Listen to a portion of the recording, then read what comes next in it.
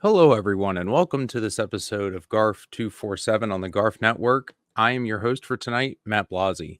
Before we get into the show tonight, I do want to go over our annual fundraiser, which we have just started. This year, we are thrilled to be partnering with Film Camp in a Box, and that is one of our favorite initiatives where we empower young filmmakers to get out and start creating their own films. And on Saturday, November 2nd, Eric and I will be hosting the annual Screams in a Box competition live here on the GARF Network. So please tune in for that. But with our fundraiser this year, we've expanded it out of the US and into Canada, and we'd like your help. So we have a few initiatives for you this year, and I want to go over them real quick.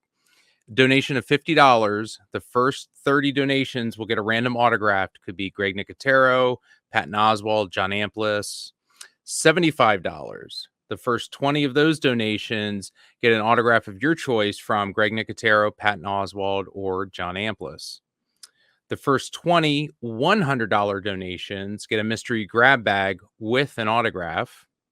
The first 5 donations at $250 receive a signed amusement park graphic novel and a signed copy of Pay the Piper by Dan Krause. And finally, the first 5 $500 donations get a phone call with Suze Romero herself. I really hope you decide to donate. We love initiatives like this here at the George A. Romero Foundation, especially young filmmakers, and seeing what this new generation of filmmakers is already creating, and seeing them get a start with their craft is always very interesting.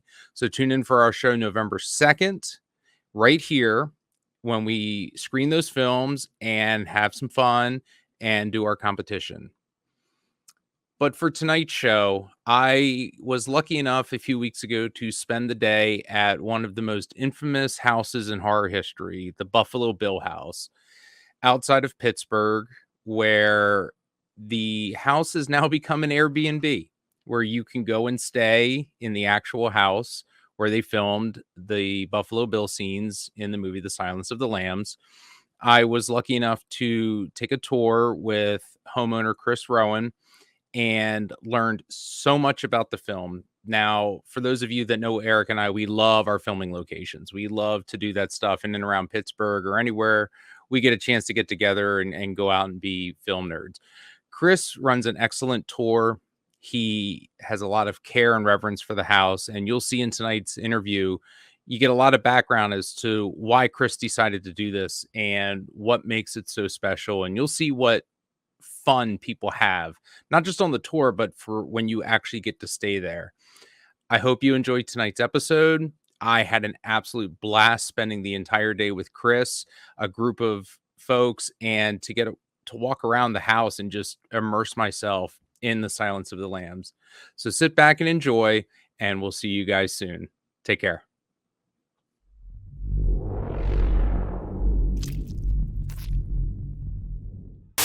Emergency.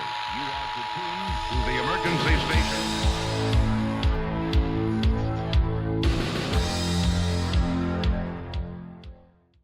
Welcome, everyone.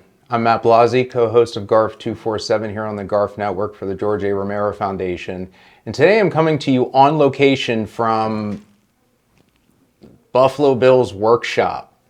Not the real Buffalo Bill's workshop, but we're here in the Buffalo Bill house with Chris Rowan, the owner and proprietor of one of the most infamous filming locations from one of the most classic horror movies of all time.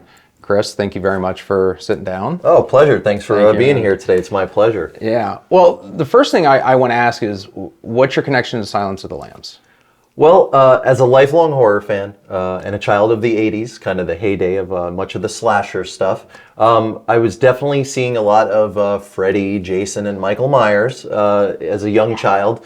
Luckily for me, there wasn't much censorship in my house, and my dad took me along to every movie that he felt like seeing at a young age in the movie theater. And so my interest in spooky movies and horror movies kind of started out of that, and specifically the slashers genre. But as time went on, I was probably about 11 years old. Yeah, 11 when Silence came out. Truthfully, did not see it in the theater, but we did go out to our local Blockbuster and rent it. And when I saw Silence of the Lambs for the first time, it was a different type of horror film. It was not what I was used to, certainly vastly different than Halloween and Friday the 13th.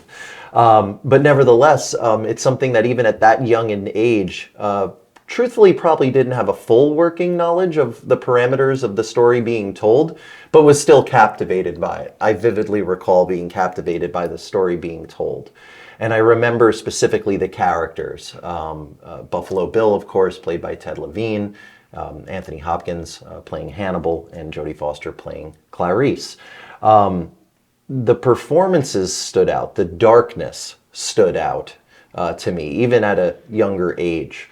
And as I grew older and rewatched it into adulthood, that affinity continued to grow and really had a fondness and appreciation for it. Yeah, so it sounds like we're about the same age, and I've kind of my experience as well is I didn't see it in the theater, but I definitely remember watching it at home. Yep, it's definitely home. And it was one of those, the imagery always stuck with me. It wasn't the slasher, it wasn't a gore fest. No. But there was something about it that I think at our age, 10, 11, 12, whenever we would have seen it, Yep. we definitely didn't fully understand what was going on. 100%. It's a lot of info for 11. Yeah, it's a lot to process when you look at, Buffalo Bill, because he 100%. is the more quiet villain of the movie when people talk in the pop culture about Silence of the Lambs, because Anthony Hopkins with 12 minutes of screen time or whatever it was, took home the Oscar, and Jodie took home the Oscar as well. Yep. And I think sometimes people forget that Buffalo Bill is the main villain. Yeah, I mean, he's the antagonist of the story. I mean, we're on the hunt for him, right? Hannibal's already been captured. Obviously, we find out very, very early on, right? He's already imprisoned. But the thing about Buffalo Bill as a character is that, like that point you just brought up, if you were to add up all the screen time that Ted Levine's portrayal as Bill is present on screen, it's a few minutes. It's just like Hannibal. There was an article written years ago that always kind of stuck with me, long before I got involved here at Buffalo Bill's house and purchased the home, but that if you combined it, it was something not more than 25 minutes. Now, Silence of the Lambs is well over 2 hours in length, and you're talking about two of the most iconic cinematic villains sharing this screen time, Hannibal and Buffalo Bill, but they weren't on screen that much. To me, once reading that, and already, of course, having an affinity for both the characters, signified to me what icons of cinema these characters really are, because their presence, despite being relatively short in comparison of the film itself, is so ingrained in pop culture. It's so ingrained in movie aficionados and film buffs and cinephiles, right? Cinephiles. And those characters and the scenes that they appear in are still endlessly spoofed, riffed, imitated, go down the list. Obviously Kevin Smith, right? They did the famous Buffalo Bill dance sequence in Clerks 2 with Jay and Silent Bob. And someone called me, a friend of mine called me up, and he's like, 2 years ago, he's like, dude, your house is on Family Guy. And I'm like, what? And he's like, no, really, it's on it. And I'm like, no, I didn't believe him. And then on the social media of Buffalo Bill's house, people started mentioning, the house is on Family Guy. The house is on Family Guy. Now, I don't know anyone over at the Family Guy show. And it was within the first year of opening. I have to assume that someone had heard what we were doing and incorporated it into an episode. But there's my house in cartoon form. So all these things, those are just small examples, but like all those things point to these characters being iconic, these characters standing the test of time and being as relevant today in 2024 as they were in 1991. Yeah, I mean, they're timeless. We're 33 years post release of Silence of the Lambs, and like you said, they're riffed, they're imitated, but they're always brought up in the conversation. Yep. Hannibal Lecter is always highly rated as a villain, and he's not really the villain in the movie. He does some horrible stuff, but not in the context that we're used to. And it's a less is more. The first Halloween movie is Michael Myers has very little screen time. He's in the shadows. So there's something to be said for portraying a villain like that if you want it to last. We don't talk about a lot of the villains that get a lot of screen time, is because it's more effective. Right. And just the way Jonathan Demme shot both Ted Levine for most of it and Anthony Hopkins, a lot of close-ups. Yeah. Really played to their face. So their faces are burned into your memory. Yeah. 100%. I mean, the visceral imagery, right, of up close. Like, I mean, when Bill's doing his dance, you're right in his face, right? He's applying the lipstick. You're in all his facial features. Same thing with Hannibal.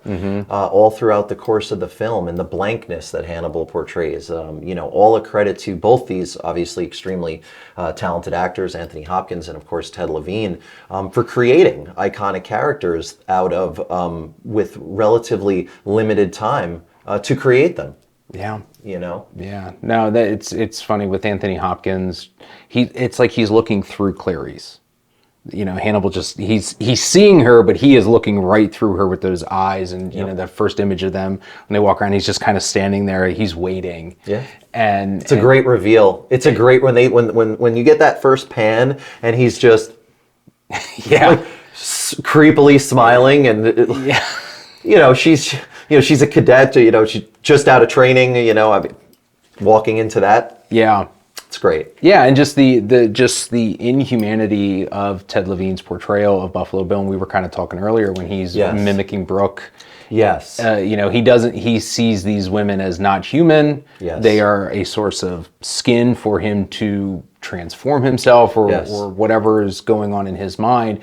So you got to bring there's a lot of weight that you have to bring to that character. Like you said on the tour, he was kind of method.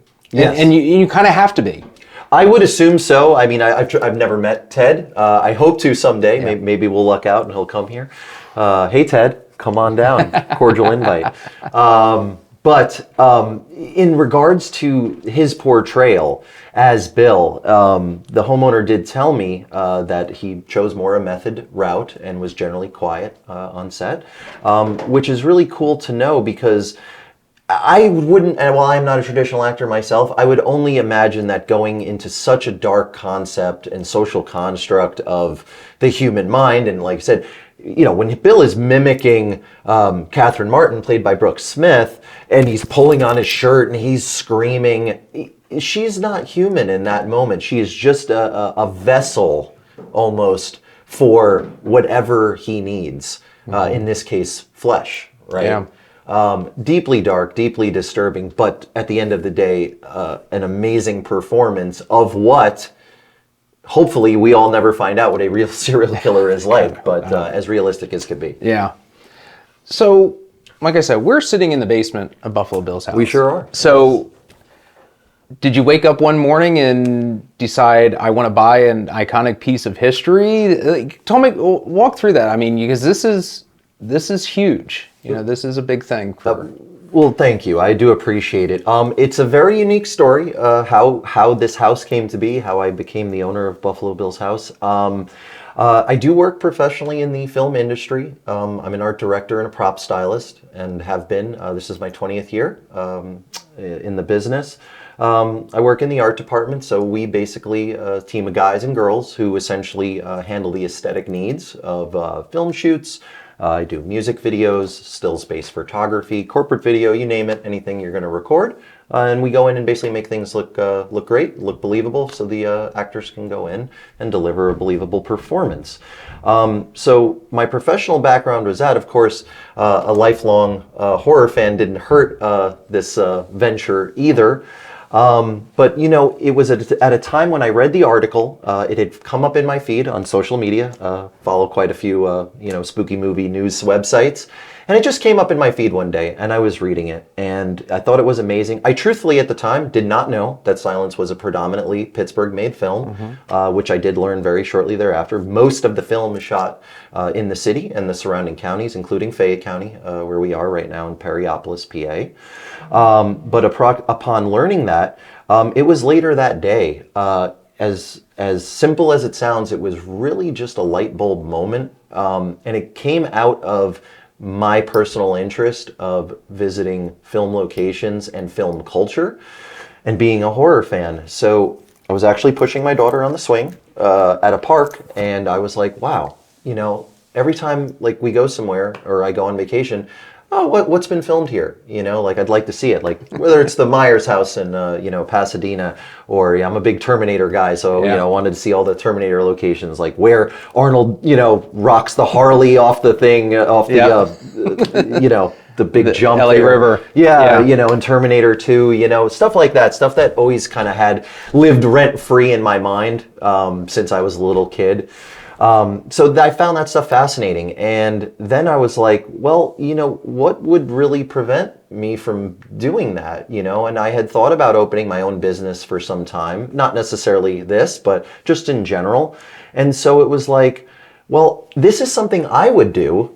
So I think I know there are other people who love this stuff as much as I do. What about creating this experience? What about offering a place where not only you could see film history, but you can stay in it. You can have this private experience. And the idea just slowly kind of started unraveling, but the ideas came quickly in the matter of hours, I would say. It was all happened on one day. And it gave me enough reason to the next day pick up the phone and call to the realtor of the house and say I'd like to come see it. So 48 hours after that, I was in a car driving my way out to Perryopolis, PA, and did a walkthrough.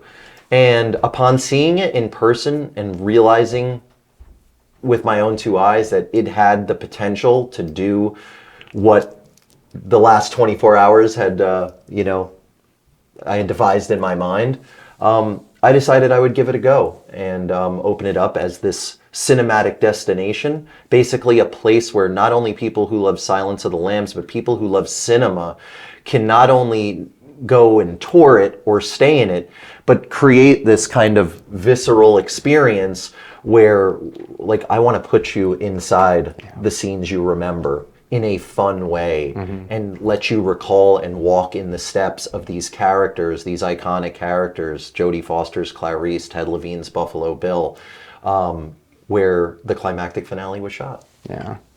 So you get the house. We do. Yeah. Did you have any moments afterwards of what did I get into? Oh, sure. Yeah. Yeah. I mean, it is a house, and a very old house at that. Yeah. This house was built in 1910, so it's 114 years old. But I basically, in grand Chris Rowan fashion, I'm a jump first, figure it out later kind of guy, and do operate a little bit by the seat of my pants, and always have. So when people found out, like, I'd tell friends or tell family, you did what? You bought Buffalo Bill's house where they filmed the Silence of the Lambs, and they're like, yeah, no, that tracks for Chris Rowan. Yeah, that's yeah. If there was anybody in my immediate friend universe who would do that, that would be you. That would be you.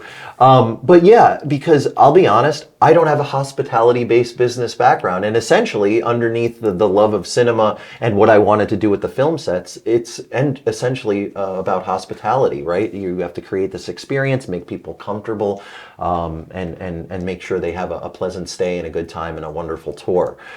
So learning the hospitality aspect was certainly proved a little difficult, and learned it as I went, like anybody else. But setting the house and the movie stuff definitely came, I would say, much more natural. I essentially treated this house like going to work any day. The only difference was that the cameras were not rolling. The cameras rolling was going to be the guest's experience personally when they came to stay. So I always knew this region was going to be Bill's workshop. And upon seeing the former coal cellar of the house, always knew that, yep, that was really that walkthrough with the realtor when they're like, oh, this is the coal cellar, and opened up the door. And I'm like, without it being there, with just seeing a flat piece of, dirty earth scented like coal, I was like, the well, it's there. Like, I already saw the well in the floor before my name was ever on the contract to purchase this home. And I knew we would get engaged with creating the well and building it. Yeah. So. What made you most excited about getting the house and starting the work? What was the one thing that you kept thinking about, I can't wait till I get to this point? That's a great question. There's a combination of things for me, but a lot of it was preserving and sharing what I deem as cinematic history in a lot of ways, because there are so many old films that I hold, near and dear to me. Going to cinema a lot as a young child certainly shaped my need and desire to get involved in the business after I got out of school and stuff. So it's always been something near and dear to me. But with the house itself, I had a lot of work ahead of me, but I knew there would be an end game when we finally opened doors and was able to then share this experience. Like, how many cool places are out there that are privately owned, or famous film locations, privately owned, or people, maybe the owners just aren't interested in any of it. They're why buy a famous movie house then if you don't like the attention? But sharing it with others who have that affinity was a big end game for me. And that process of putting the set together, finding the pieces, it was really the biggest film project I've ever tackled professionally. And it was very rewarding for me because, this was my project. I've worked on a million of other people's projects and I'm happy to be a part of those, but this was my concept and this was my idea, and this was how I envisioned this place to be, this all-encompassing place where fans can go and see, experience, touch, and feel a little piece of cinema history. That was really important to me. How has the neighborhood been? Now we're in a little rural, outside of Pittsburgh, Yep. a smaller community, Periopolis. Yes. There's other houses around here. How did they receive not just you buying it, not being from the area, but also turning it into a destination? That's a great question. I was absolutely a little concerned and had some reservations. Again, I jumped in pretty much wholeheartedly into purchasing this house and then built a business and destination around it. That's the way it had to be done due to the timelines involved out of necessity. But when I was legitimately concerned at the beginning, would this be well received? Would this be not well received at all? But I'm very happy and very appreciative and also very grateful to report that the immediate community of Periopolis, where this house resides, has been very nice, very welcoming. It's mostly families. We have a couple of local businesses, a canoe and kayak rental across the street for the river, and a local mechanic. They're all very nice people and supportive. I was genuinely concerned. It's a small town. Would you want a tourist attraction, in your little community? Yeah, that might not be well received, but everyone's been nothing more than pleasant. So I am grateful for that. And our guests have honestly been very respectful of the community and the house itself, so can't really ask for a better situation than that. Yeah, no, you can't beat that, because the internet has made the world, it's expanded our world, but it's also shrunk it down a little bit. The world gets a little bit smaller with the internet, and not a lot more people now know where these filming locations are, and they're stopping by. I obviously did that last year with my son. I was like, let's go to Buffalo Bill's house. I'm going to do the tuck outside, and made him take a picture of me from the railroad tracks. Get your tuck on. And get your tuck on. That's it, son. Get your tuck on. And it's sharing that, with new generations and new fans. What has been one of the biggest surprises since you started doing the tours and as the Airbnb business? What stood out to you? The vast demographic that this concept resonates with, for sure. In my head, I was like, oh, we're going to get, I'm a guy and I love horror movies. We're going to get a lot of guys who love horror movies. That's who our guests are going to be. What I didn't account for was how vast and diverse the people who come and why they come to the house to experience it, to celebrate it, to see where the film was made, where Silence was made, was totally vast. We get all walks of life that come through this house. We just celebrated our 3rd anniversary of being open. We opened Labor Day 2021. So in the first 3 years, we get girls' getaway weekends, guys' getaway weekends. We get people that rent the house for surprise birthday parties. We get people celebrating long-term anniversaries, 10-year anniversaries, 25-year anniversaries, big 50th birthday parties. We've had honeymoons here, believe it or not, a handful of them in our first few years. bachelorette parties. I mean, why people come, it's now evolving out of just maybe what I thought to be just hardcore movie fans, but people love something that is unique. They love something that isn't replicated, something that necessarily hasn't really been done at a vast, recreatable level in some way, So the fact that it's unique it has opened the doors to lots of different demographics of people who have come. Of course, they're all mostly big movie fans, but we also get architecture fans who come. They don't necessarily, they know about it now because it's the Silence House. We get historical fans that come, and there's a lot of history in this town. And ultimately, buildings on this property, like our garage, historically relevant to why this house was built. So, we incorporate that stuff into the tour as well. So it really is a great mix-up of people, and we continue to evolve. We continue to change update our concept. Of course, you can come and stay here overnight. You can come and take a tour, and I want to start offering the home up to on-location filming. As somebody who works in this business and has for some time, I would love to see this home reutilized in that capacity the way it was for Silence. So that's something we're starting to expand into also. Nice. With the expansion of the demographic of people that are coming here, has anyone been surprised learning what was filmed here after they booked it? Do you ever hear? I'm always curious if there's someone who had no idea was had the Silence no of the idea Lambs house. and shows up and we have right across the river. The house is a riverfront property, obviously, but right across the river is the Gap Trail, which is the Great Allegheny Passageway, very popular hiking and biking trail, very, very long and very popular.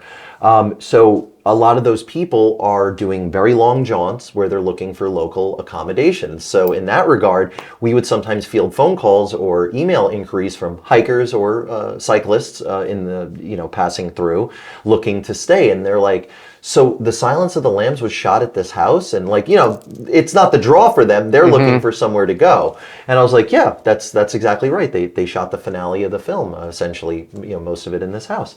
And so to see their reactions, the hikers, the cyclists, basically someone completely outside of our demographic, and they rent the house, and it's completely unexpected. And they walk in, essentially looking for somewhere to stay, and they get this whole movie house to themselves with a full workshop on display and a well film set on the other side. And we get calls or reviews the next day like, this exceeded all of our expectations. This was the wildest thing I've done in some time. So yeah, I mean, it's cool. It really is. It's a lot of fun to see people experience it. And when people post about it, say the cyclists or the hikers or just the movie fans who come and stay, when we get tagged on our social medias from our guests and see what they're up to, they put it on Facebook, they put it on Instagram, I see joy, and that as a fan myself makes me feel good about what I'm doing here. It's cool to know there's people down here putting on the cosplay, having fun with it, they're posing with Little Precious upstairs, they're activating the Hannibal animatronic, they're sitting with popcorn posting, watching the movie with the scene on, in the room. And it's just cool, I mean, the idea was born out of that love and that affinity for this, kind of niche appreciation of the film culture. Yeah. Locations and horror and all that, and to see other people enjoy it the way I enjoy it, and it's something that I've created from an artistic view. That's a nice little payday at the end, an emotional payday, if you will. Makes you feel good about what you do. How what countries have been represented here in their stays? Oh, wow. That's a wonderful question. I am absolutely floored and shocked, but we have had people, quite a few people from many European countries. We've had Norway, Finland, Denmark, Germany, France, Spain, and today we had our first lady who was from China. Pretty amazing to realize that our little spooky small family business is finding people that far away. And I can only be appreciative and very grateful for the fact that this message of our concept here and what we're trying to do here has reached that part of the universe and that part of the world. It's super cool. In America, in about 3 years, we've had roughly 35 states represented for people who have either come for a tour, but predominantly stayed overnight with us. People do get on planes. We get on people from the West Coast all the time. The Carolinas seem to be very well represented in a guest capacity here. Texas, the Midwest, we've had, it pretty much runs the gamut, and the cool part about it is too, I like to try to encourage these people. A lot of the people who come here are not local. They don't know Pittsburgh and they don't know Pittsburgh's filming history. So we devise a little guidebook, essentially, we call it our guidebook, of other famous film locations in the area. So we encourage our guests, and we'll send you a PDF and actually have real binders here at the house. So you could take pictures or self-tour around. You can go see some of the greatest stuff happening in here, like of all the Romero locations, and Night of the Living Dead and Dawn of the Dead. And we also tell them about, Creepshow and Monroeville and other movies too, Dark Knight, right? Is Gotham, of course, yes. And RoboCop, right? There was sequences for RoboCop done. And actually our local bridge, about 3 years ago, was used in a Jason Momoa movie for Netflix. I believe it was called Sweet Girl. That was not too long ago, a couple of years ago. It was right on the heels of when we purchased the house. But so this region is still rich in a lot of filmmaking, and most of our guests don't realize that. So you're coming to stay in one, why not self-tour around? So generally they do, they engage in that and self-tour around, see all the other famous stuff. I just think it's amazing, someone like you who loves movies and happens to work in the industry, you totally understand what fans are looking for, and it's an experience. I think, when people in my 9-to-5 job sometimes ask what I do, and they just kind of look, and I was like, imagine you're a Star Trek fan and you get to go sit on the bridge of the Enterprise. Right. But you can live there for the weekend, or, just have that experience. And, I think people we like to touch, we're tactile. And, that's some of the downside of online shopping is we like to go out, we like to touch, feel, see, and immerse ourselves.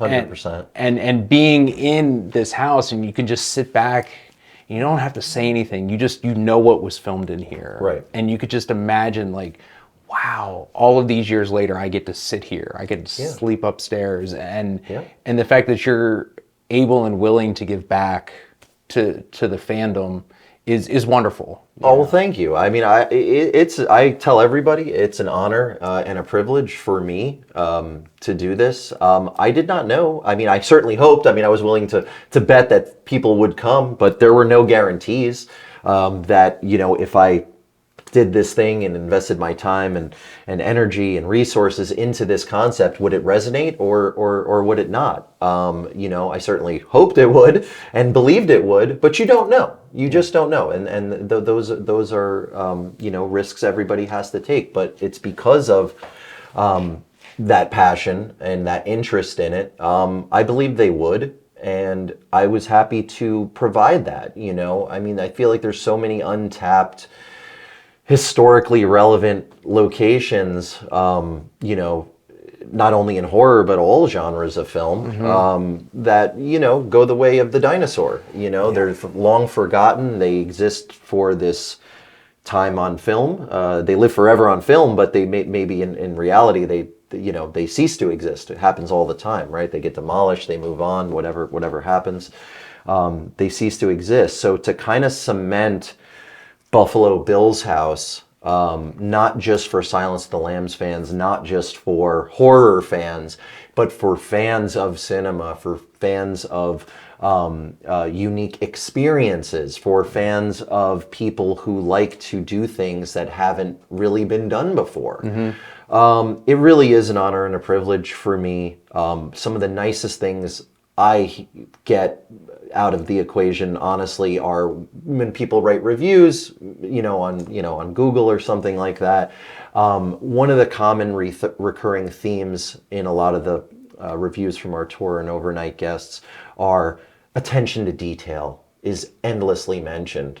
And that is like the biggest compliment I can be paid, and I'm very appreciative for it. It shows me that the people who are coming here, and some are casual fans and some are more hardcore fans, but they're seeing it. They're seeing the dedication to the concept of what I was trying to do here. Every time I went into another room, oh, I saw this the first day, I missed this, until the next round. All these little nuances, down to the disco ball cocktail drink mixers up in the dining room, upstairs. It's geared for detail because I like the detail. Yeah. And to share in that love of detail and small things that, are either Easter eggs if you want to bust a movie DVD term out, or they're just something for the more casual fan. It's a great feeling to know that people are identifying that this is a labor of love. This is something that was done out of appreciation and sincerity, and it's basically a giant love letter to cinema. This house. No, I heard that on the tour. Just watching you present that information, I think people appreciate that, because you're not just, here is Buffalo Bill's disco ball. Like, right. you get yourself into it. The excitement, it comes through, and that type of enthusiasm and love of not just the movie but the film and film industry. I think people have walked away with a greater appreciation for the movie. I, for one, would leave here and go home and watch the movie again. Right. Because I was just there. And I'm like, I remember that. And it is the wealth of knowledge, and it's the sharing of it in a way where you don't overwhelm everybody. There's not such granular detail where they're trying to remember everything and you're hitting with fact after fact. Right. You really present the information in a fun way. You are super interactive, and you let people play around. You let them say, okay, here, do this and stand over here, and I'm going to take your picture. Yeah. So you're the consummate host, and I love that, because it was fun to see you in action. Appreciate that. It's when you take the tour at this place, you're getting more value than what you're paying. I can promise you that, because it was a presentation. It wasn't a tour. It was not an act, but it was just, you were putting yourself out there. Yeah. You were having fun. I always have fun with it. I like to, I always say it's an immersive experience. What are you expecting out of this guided tour? It's an immersive experience, and I even say that during one of the segments of the tour. We don't want you to just walk in the steps of this famous movie house. Mm-hmm. We want you to experience it as if the film was still taking place. So walk in the footsteps of these characters you remember fondly, and use cosplay and wardrobe and see our film sets and stuff. And for the the tour guests, they get the benefit of my knowledge of the film, and the overnight guests get to do it in a totally private experience where they do it at their own pace. And I think there's something to that too, because a lot of people sometimes think, oh, they're not sure what the format is. They're, is it a B&B? Are you sharing the house? Whatever. Like, we rent this house privately to one group of people at a time, because it was important to me to use more a vacation rental Airbnb model when offering this home to guests, because I wanted people to have a private experience, right? I thought there was more value in that, because people could do things at their own time. They could watch the movie right away. Maybe they want to go check out the basement and see the interactive well film set, or maybe they just want to go walk down by the river. Let them make their own experience in a manner that works for them, right? And I have found that I think that was the right call, because, people always write us, post stay, oh my God, it's so amazing to be able to do things at my own pace and my own leisure. And we really soaked in, we did the film set stuff in the basement, we got in the well, and then we went up to the game room and we watched the movie, and it was like reliving it all over again. So it's creating this immersive experience where you're allowed to do it in whatever way you deem at your own pace. It's a huge thing. And I think that, and I think that helps. It allows people to absorb all of this knowledge, and sometimes being here, it can be kind of overwhelming because you want to see it all at once. You want to walk through, but then you're like, okay, I'm here for a day or two. I'm going to come down here for an hour and just kind of, watch it. I'm going to pull it up on my phone and see it, like, oh, this is just really neat, and it works for people in different ways. Yeah. And like I said, I think, something like this, if anyone ever needs to come out and do this, or you need to come out and do this, you're going to have a greater appreciation for this movie.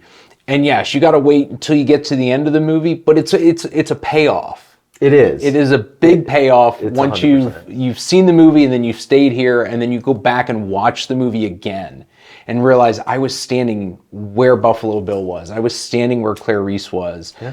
And I can remember what it's like. I remember that floorboard creaking, or I stood at the front door.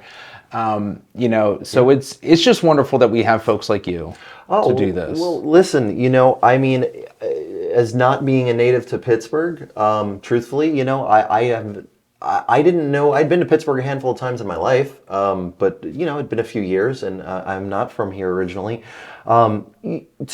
People would say, "You're absolutely insane. You're buying this house. You're not necessarily right here.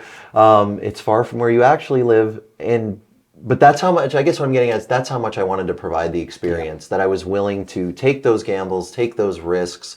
We've been really fortunate that it has found an audience who appreciates it, respects it. People who come here are respectful to the home. In terms of staying over in a guest capacity and stuff. And we are appreciative for the support of the local community, both of horror fans and some of the well-known horror community here in Pittsburgh, specifically Tom Savini. Mm-hmm. We worked in conjunction with Tom via a partnership with Tom's special effects school at the Douglas Education Center, and the faculty and students of his program built the well for us. That was a concept I always had, and I didn't know how I would achieve it. I just knew I was going to do it. Figured it out later. Typical Chris, jump first, figure out later.